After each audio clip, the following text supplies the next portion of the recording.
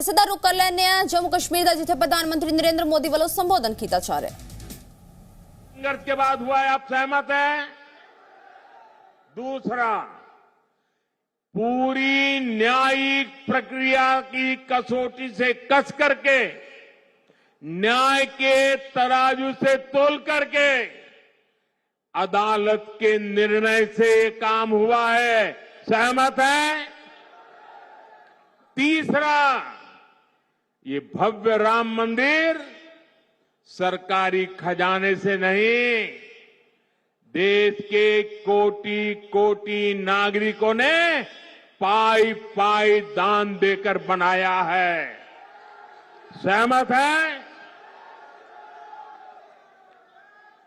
जब उस मंदिर की प्राण प्रतिष्ठा हुई,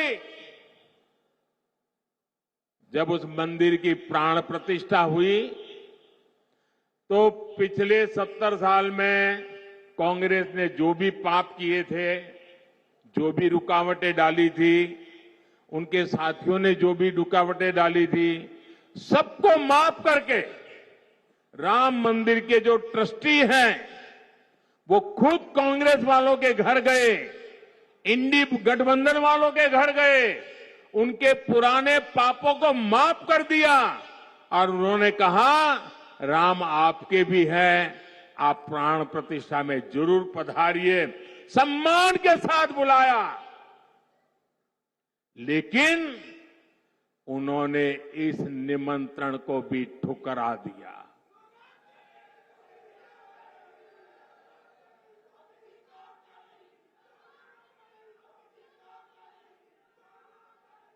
कोई बताए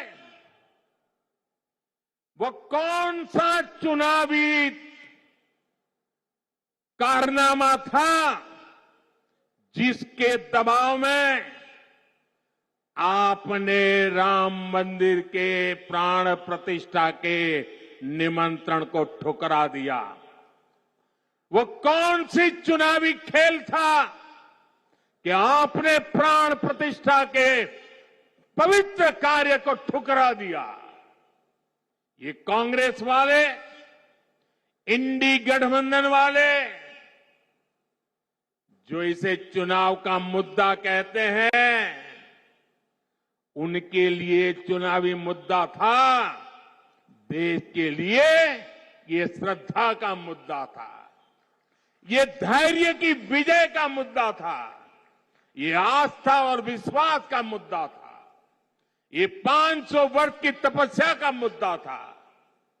मैं कांग्रेस से पूछना चाहता हूं, आपने अपनी सरकार के समय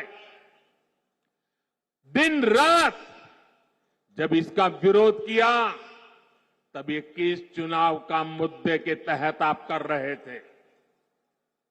लेकिन आप राम भक्तों की आस्था देखिए, मंदिर बना तो ये लोग इंडी गठबंधन वालों के घर प्राण प्रतिष्ठा का आमंत्रण देने के लिए खुद गए। जिस क्षण के लिए करोड़ों करोड़ों देशवासी ने इंतजार कर रहे थे, आप बुलाने पर उसकी तरफ देखने नहीं गए। पूरी दुनिया के राम भक्तों ने आपके इस अहंकार को देखा है, आपकी चुनावी मनसा को देखा है। ये चुनावी मनसा थी कि आपने प्राण प्रतिष्ठा का निमंत्रण ठुकरा दिया। आपके लिए चुनाव का खेल है। एक किस तरह की तुष्टीकरण की राजनीति थी। भगवान राम को काल्पनिक कहकर कांग्रेस किस वोट बैंक को खुश करना चाहती थी? साथियों, कांग्रेस और इंडी गठबंधन के लोगों को देश के ज्यादातर लोगों की भावनाओं की कोई परवाह नहीं है। इन्हें लोगों की भावनाओं से खिलवाड़ करने में मजा आता है। ये लोग सावन में एक सजायाफ्ता जो सजा कोर्ट ने जिसको सजा की है, जो जमानत पर है, ऐसे एक मुजरिम के घर जाके सावन के महीने में मटन बनाने का मौज ले रहे हैं। इतना ही नहीं, उसका वीडियो बना करके देश के लोगों को चिढ़ाने का काम करते हैं। कानून किसी को भी कुछ भी खाने से नहीं रोकता है और न ही मोदी रोकता है। सभी को स्वतंत्रता है कि जब मन करे वेज खाए या नॉन वेज खाए, लेकिन इन लोगों की मंशा दूसरी होती है। जब सब मुगल यहां आक्रमण करते थे ना, तो उनको सत्ता राजा को पराजित करने से संतोष नहीं होता था। जब तक मंदिर तोड़ते नहीं थे, जब तक श्रद्धा स्थानों की कत्ल नहीं करते थे, उनको संतोष नहीं होता था। उनको उसी में मजा आता था।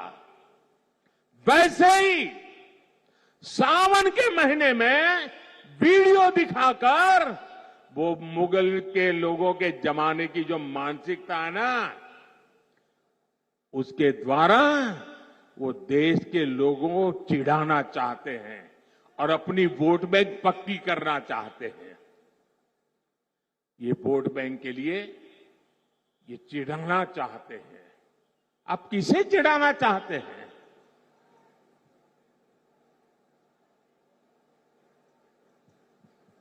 नवरात्र के दिनों में अपना नॉनवेज खाना आप किस मनसा से वीडियो दिखा दिखा करके